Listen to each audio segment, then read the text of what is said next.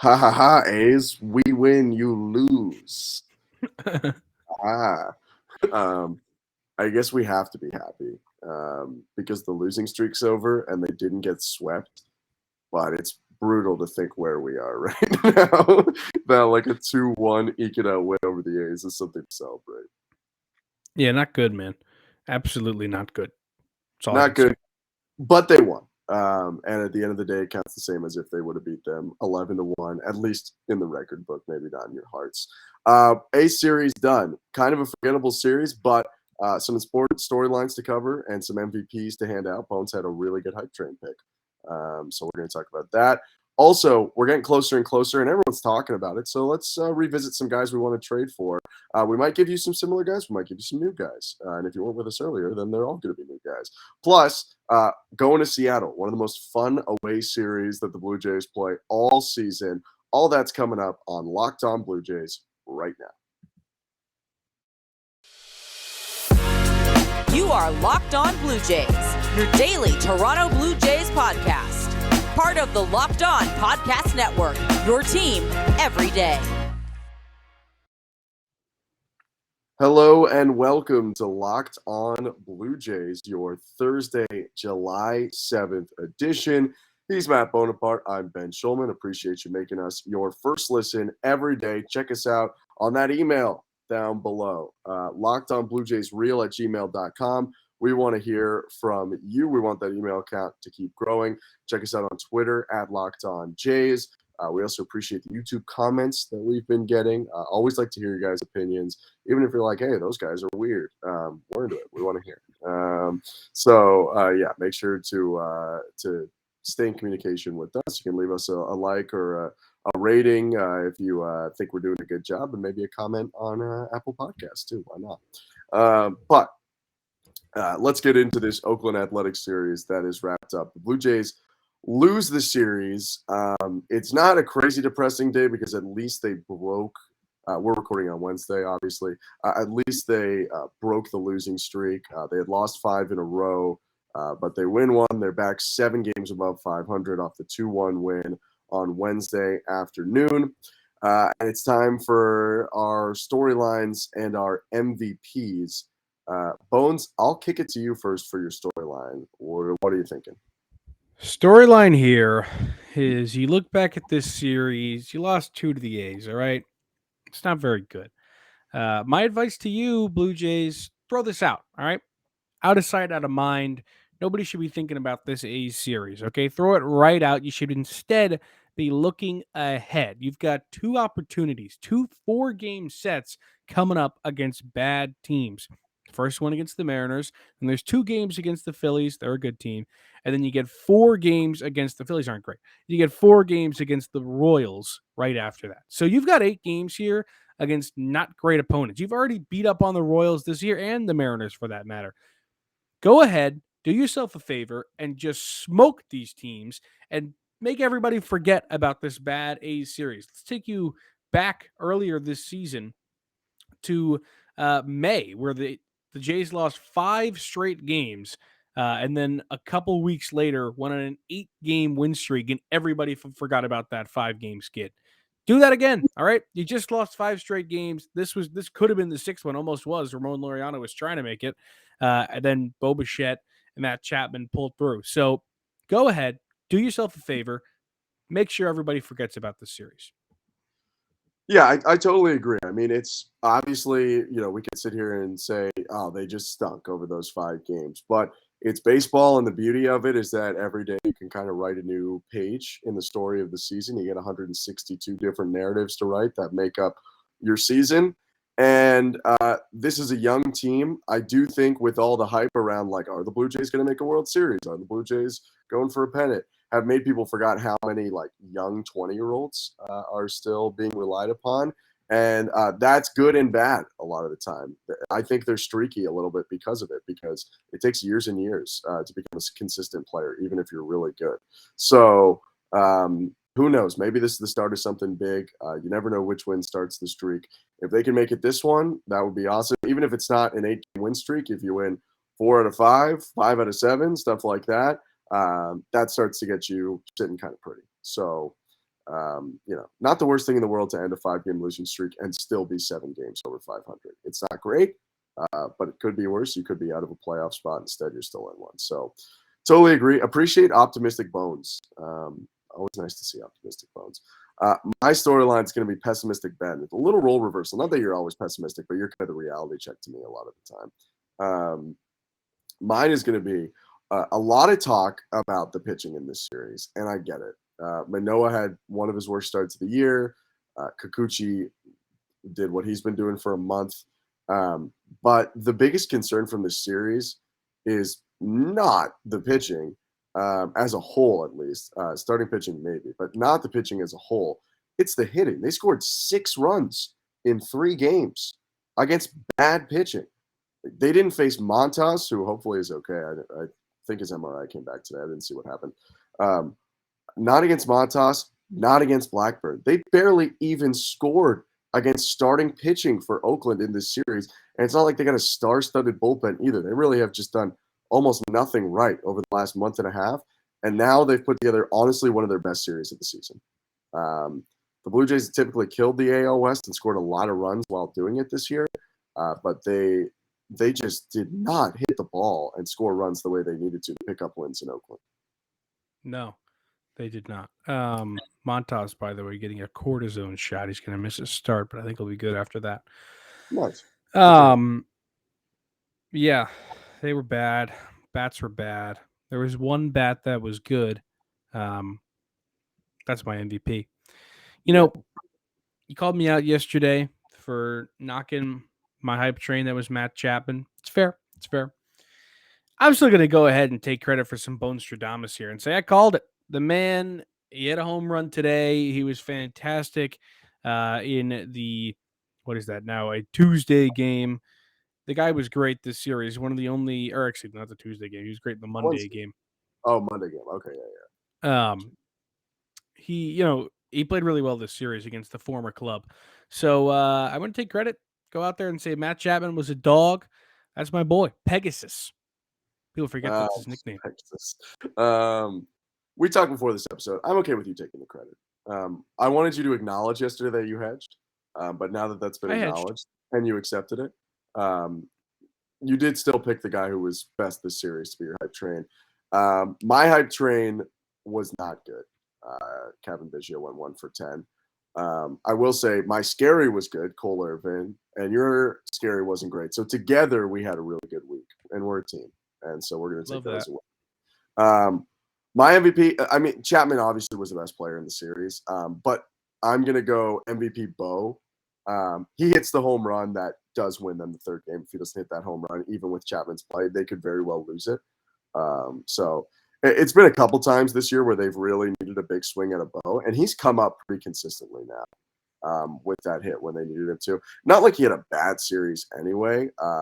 3 hits and 11 at-bats, which is high 2s average, and 2 of his 3 hits were extra base hits, 1 double and 1 homer. So, like, definitely a solid series. Second highest OPS in the series to Chapman, but just timely hit from Bo, and that's kind of exactly what they needed. So I have him. And now they don't have to play at Oko anymore. Yeah, that's massive. You want to hear a off-topic stat that I just found that I think is kind of cool? Actually, you're going to have to guess. Okay. There are 3 players on the Blue Jays this season who have played every single baseball game. 2 of them, if you think about this for like a couple seconds, you'll get it, but I just think it's kind of funny. They're kind of nuts. So played and started are different, but I do believe I know who played. I believe Matt Chapman has played in every game. He did have at least 1 start off in Anaheim, but he pinch hit that game. I believe he's not played every game. Really? How many has he played? I think he was hurt for like 5 games, wasn't he? He's played 78 games. So, and they're 45 and 30. They've played 82 games. 83 now after the decision. After the decision? After the game today. I thought, but wasn't yesterday 81? They're 45 and 38, which is 83. Oh, then I misread it. Then there are 3 guys who have played all but 1 game. 3 guys who have played all. But are you on Baseball Reference? Yeah, but I'm counting it in. It's a game behind though, right? Unless you're Yeah, counting. I'm counting it in. So they're behind by 1.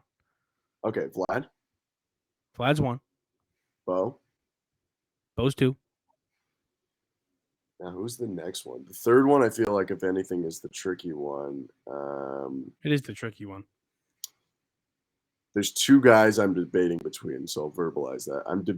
I'm debating between Santi and Lourdes. I'm gonna say Santiago Espinal. Santiago Espinal, nice. How many has Lourdes? Isn't that kind of crazy?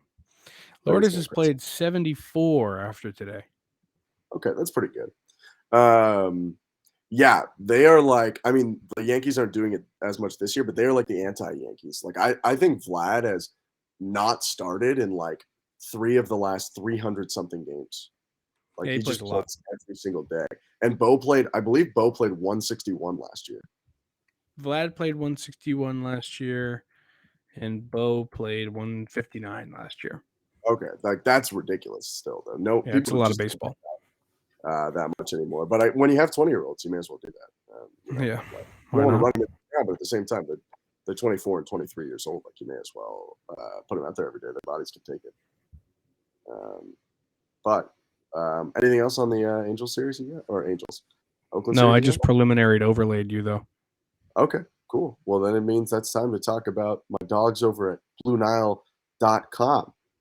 A wedding jewelry and fine jewelry spot for you. Whether you're ready to pop the question or you're celebrating a milestone moment, find jewelry as unique as him/her with the modern convenience of online shopping at BlueNile.com. Blue Nile has simple online tools that let you choose the diamond shape, size, and clarity, as well as the setting style. Blue Nile's bench jewelers will then handcraft his or her perfect engagement ring. Each ring is one of a kind. You should make your moment sparkle with jewelry from BlueNile.com. And Locked On Sports listeners get $50 off purchases of $500 or more. This podcast exclusive includes engagement.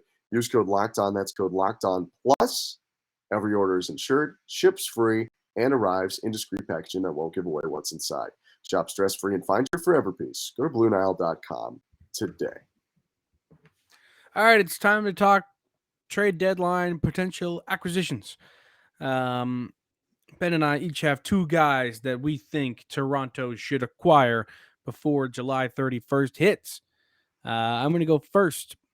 I've got a starter. I've got a reliever. I've said both of them on this podcast before. The reason I'm saying them again is because I believe in them heavy. The starter is a man I've spoken about, like I said, many times on different publications. It's Martin Perez. Or actually, I guess it's Martin Perez, also known as El de Guanare and El de las Matas. This guy's just been nails this year and like has come out of nowhere. You know what's funny to me is like if you looked at his baseball reference and you just accumulated all of his stats from the day he got into the league to last season, the guy was terrible. Like, it is a miracle he's still in Major League Baseball. He must be like a great clubhouse guy or something. He's pitched before this season. He had pitched 1,100 innings to a 4.71 ERA. That means he was bad for a while. Like, he wasn't like good here and there. Before this season, the best he'd done was a 3.62 ERA in his age 22 season, and that's it. After that, has never had an ERA below 4. Twice had it above 5. He's been a little injury prone, which in a way I think saved him. I mean, he's pitched full seasons. He has been injured, but he has pitched plenty of full seasons. Yeah, and I think like that last year he pitched a full year. That age 22 year bought him some time, and Texas being bad right near the end of his rookie deal probably bought him a little more time. But then, so that all makes sense, all well and good. Why does Minnesota and Boston then take a chance on him for 3 years? Like, what? Yeah, confusing. I couldn't tell you. But then he comes back and he said it was worth the wait, because then he came back to Texas and it's just a dog now. So shows what I know. Go out and get him. Texas ain't doing anything. They're terrible. Okay, Marcus Semien And Corey Seager is supposed to be like the best dynamic duo since Tom and Jerry, and they're awful. So go get this man, okay? Just please go get this man. He has a 2.34 ERA. He's pitched 100 innings. He has 81 Ks. Doesn't matter. He's not a strikeout guy. 165 ERA plus. I mean, the dude is just good. He's only let up 4 homers all year long. 25 walks in 100 innings. That's fantastic. Go get him. What's his contract sitch too? He's on 1 year, $4 million. Perfect contract. It's a rental. Yeah, it's a perfect contract. Yeah, no, I mean, it is pretty funny that his name is not nearly. I guess it's because Texas is kind of going for it, but like they're not good. And his name is so much less frequently brought up than Montas and Castillo. I know those teams are definitely selling because they're awful, but like it does feel like Texas is going to sell, right? What's their record? You're not going to buy on Martin. Like you're not going to then build around Martin Perez. Like No, if that's your plan, you have a terrible plan. Well, that's why I want him, because I don't want a multi-year guy like Montas or Castillo. I just want this year. Dude, it's so sad how bad Marcus Semien is. He's terrible. But his last month has actually been significantly better. But like still so sad. Hey, he got the bag. Good for him. He did get the bag, high key. He got the bag. It's crazy bag. All right, shall I do mine? First one, I've also said on this podcast. My second one, I don't believe I have. But my first one, my second favorite person to ever live in Birmingham, Alabama, David Robertson. We've discussed this, so I'm not going to do it ad nauseum. Most of the time, I wouldn't be in on closer for bad team because I don't think they pitch high pressure. But David Robertson was the Yankees closer and was the White Sox closer for 2 years. And now is the Cubs closer, re-emerging after really just like 3 years of obscurity. Didn't even play in 2020. And has been really good for the Cubs this year. 29 appearances, 1.95 ERA, 11 saves because the Cubs don't give him that many opportunities, 44 strikeouts to 15 walks. He's allowed 3 home runs in 32 and a third innings and just 17 hits in those 32 and a third innings overall. Sub-1 whip. He knows how to do it. I wouldn't be afraid bringing him into Yankee Stadium, or Fenway Park, which is who you really need to worry about, bringing in a guy to beat. And he probably slots in as your 8th inning guy, which is pretty huge to be your 8th inning guy with the talent that he has. So was he not the 2017 Yankees 8th inning guy? I think so. And because I'm looking at his 20, so he gets traded from the White Sox to the Yankees mid-2017 after like a long career with the Yankees. He was so good that year too. 30 appearances for the Yankees as an 8th inning guy, 1.03 ERA. Well, they had such a good bullpen that year where they had like Betances was still in his prime and they had Chad Green who'd like just shown up and had like a 1.8 ERA. So like he kind of filled in wherever he needed to. But like he really I don't count 2019 because he made 7 appearances, or 2021 because he made 12 appearances, which is like really just not a full year. He really hasn't had like a bad year.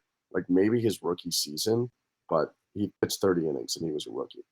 And then 2019 and 2021, he pitched 18 innings total. So I love the idea of bringing in Robertson. We're talking nicknames, so let's get Houdini to Toronto. Poof. It's my guy. I'd want nothing more. Actually, I would want one thing more, but doesn't help this podcast. All right, my other guy is a reliever as well, right-handed. Kind of goes against your whole good reliever for bad team thing, but I don't really care. David Bednar is my guy here. He's just been fantastic for the Pirates this season, who were like kind of sneaky good for like the last month, by the way. I don't know if you've been paying attention to that. O'Neal Cruz showed up and they were like, hey, let's be good now. And they were like, all right, cool.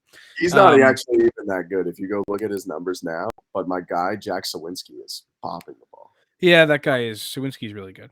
Last time I talked about Bednar on this podcast, he had not given up a hit to a cleanup hitter all season long. That is still the case.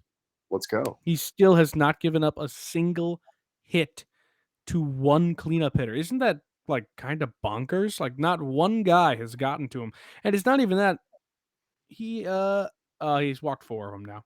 Back then he hadn't, but not a single hit to a cleanup hitter. The guy is pretty fantastic this season. A 2.37 ERA. He's got 51 Ks in 38 innings and exactly a 1 WHIP.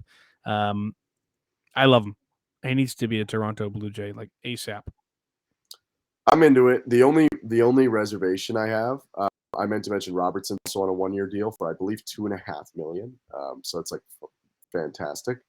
But my only hesitation, I believe Bednar's on his rookie deal still, so I do wonder if the price. I mean, you'd have to hold on to him for a while, or like he would just kind of fizzle out. I don't expect him to be like Craig Kimbrell, but like Yeah, I'm cool to hold on to him. I just worry about his price jumping because of that. But he only has 1 year of service, so like you got him for 5 seasons, so like you don't necessarily have to pay him right now. Yeah, you don't have to pay him for 2 more years, and even still you're arbitrating. Okay, well I'll do my last one. I don't believe I've mentioned this guy on the pod. I apologize to people if I have, because I did try to come with one new one today. When you trade for David Robertson, I actually want another Cubs reliever, which again goes against my good reliever, bad team. But this guy, like Robertson, has been a good reliever on a good team before, so he's proved to me that he can do it. I want them to throw Michael Givens in as well. Blue Jays need more than just one. They probably need, in my opinion, at least 2 sure bullpen arms to get into the pen. And Givens is a side armor, so he's a little situational, but could also probably pitch your 7th inning. He's got a 1-year, $5 million deal. And this season, he's just been good. Like, I don't think it would cost that much to throw him in, which is part of the deal. 31 appearances, 3.34 ERA. Is he a world beater? No, but he's been a really solid pitcher for a really long time. 8-year career, 3.4 ERA, and 428 innings. He had 1 so-so year in Baltimore, and then 1 bad 10-game stretch with the Rockies, which I like half don't care about, because sidearming in Coors Field is just a nightmare. And it was 2020, so it was the bonkers year too. So like, I just think if you want a sure bet, like another trustworthy guy, and kind of just the ability to slide everyone down, which makes your bullpen better, get Givens in the deal. Why not? 2 guys on expiring deals, vets in the pen that you can trust. And Givens, like Robertson, has pitched in big games in AL East stadiums, was on the Orioles teams in 2015 and 2016. He played with them all the way to 2020, but like they weren't good then. But like was on the good Orioles teams when that was still a thing. So I trust him. I think it would be cool to bring both of them over and in one swoop, give the Cubs a couple prospects. And they've shown at least that sometimes to not be willing to ask for too many prospects, or at least 2 high value prospects for some of their players. Anthony Rizzo. So I'm kind of in on going for both these Cubs relievers. I like that pick from you. I don't know if they do 2 relievers in one deal, but like maybe they would. We could depending send on them what the Jays would pay. back potentially too, like an expiring deal, reliever back, so it doesn't like leave Here's them. Ryan Baraki. Actually, he's gone. Isn't he? He's a Seattle Mariner, I believe. Yeah, that's so sad. I'll Here's what confirm it is. that. All right, well, you confirm that. I'm going to tell the people about BetOnline. It's your number one source for all your betting needs and sports info. Find all the latest sports developments, league reviews, and news, including Major League Baseball. BetOnline is your continued source for all your sporting wagering information, including live betting, esports, and scores. And BetOnline.net remains the best spot for all your sports scores podcast news this season. BetOnline.net is the fastest and easiest way to check in on all your favorite sports and events, including MMA, boxing, and golf. Head to the website today or use your mobile device to learn more about the trends in action. BetOnline, where the game starts. You want some cool news as we get into the Seattle series? Sure, man. Ryan Baraki has pitched well for the Mariners, which I'm happy good for him. I like Ryan Baraki, and I hope he does well. He's just, his time with the Blue Jays was kind of done, but he's made 10 appearances for Seattle since going over there. 3.12 ERA in 8 2/3 innings. It's good stuff. Pitched around a little bit of traffic, but like he had a 9.95 ERA in 11 appearances with the Jays. So nice. Hoping for that guy who randomly had like a solid 2018 as a starter and then got hurt and really hasn't found it since. I hope to see him revive his career. Go, Ryan, go. All right.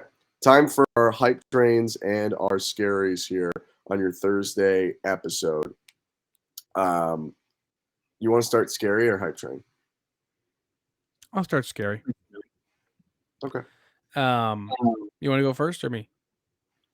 You go first. Okay. This one's easy. Sorry I took it, but also kind of not. Probably the best player that is younger than me, only younger than me by, what is that, 15 days. It's J-Rod, younger than me by 15 days. He's born on December 29th, 2000. J-Rod, Julio Rodriguez, he's just been a menace this season, like an absolute menace.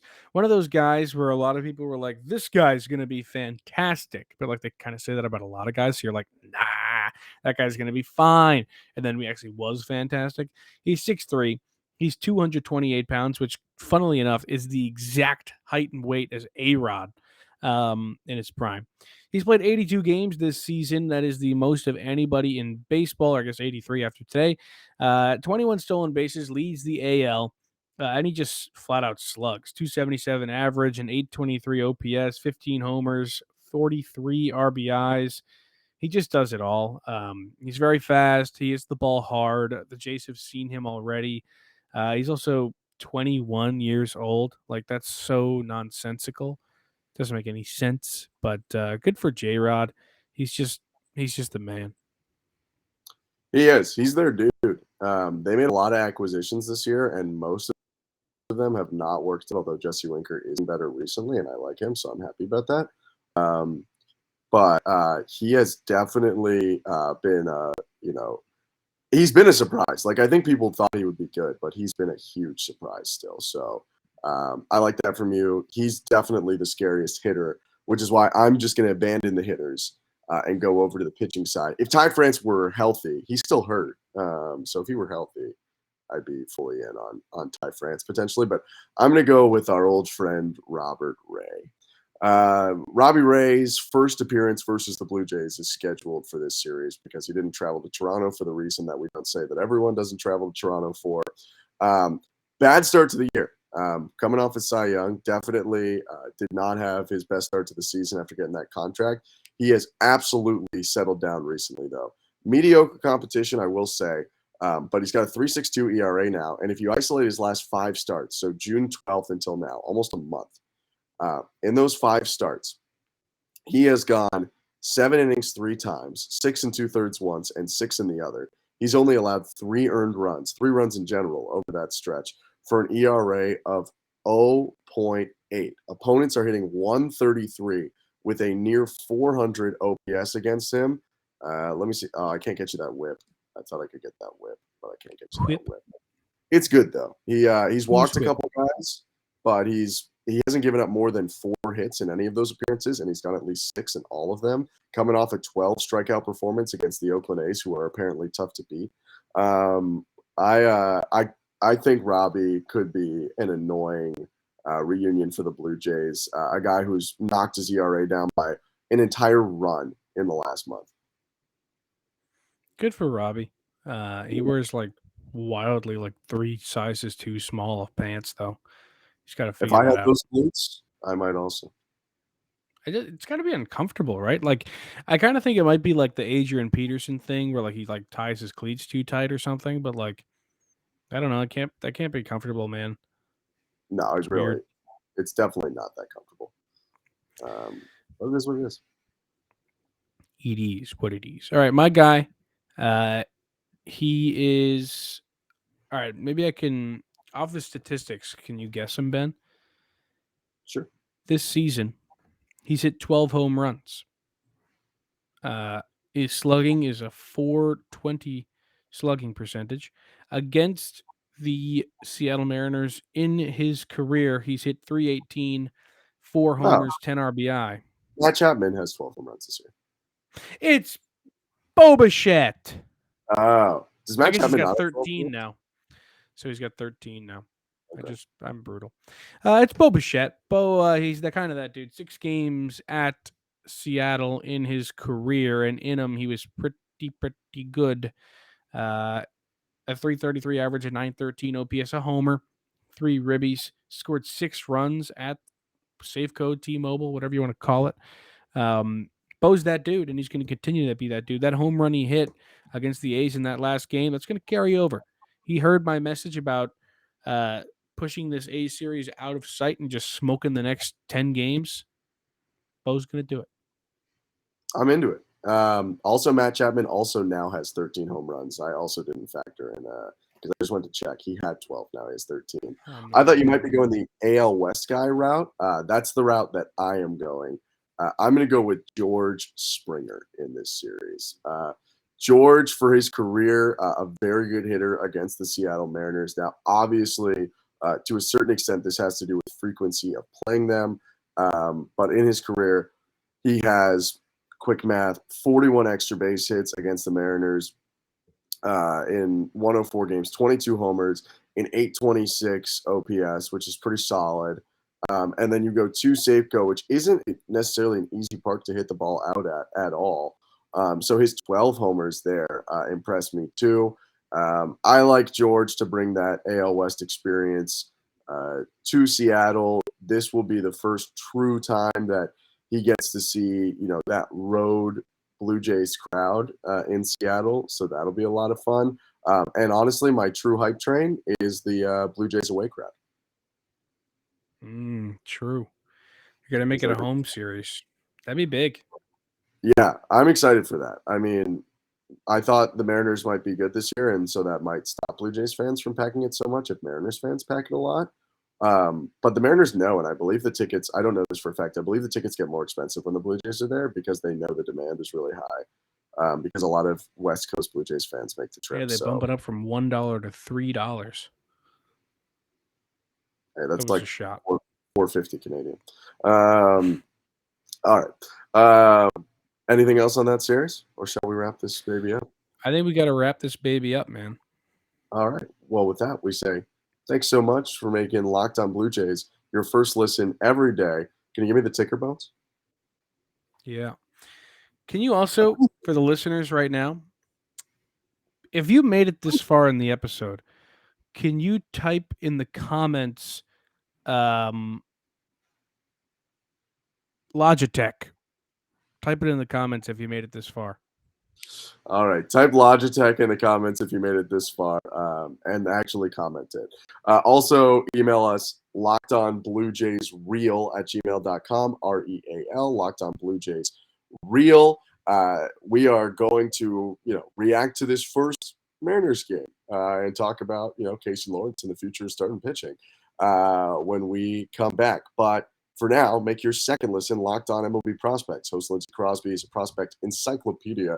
He's going deep on the MLB stars of tomorrow. It's free and available wherever you get your podcasts. He's Matt Bonaparte. I'm Ben Shulman. Thanks so much for tuning in, and we'll see you for one more this week. Your Friday episode coming up tomorrow.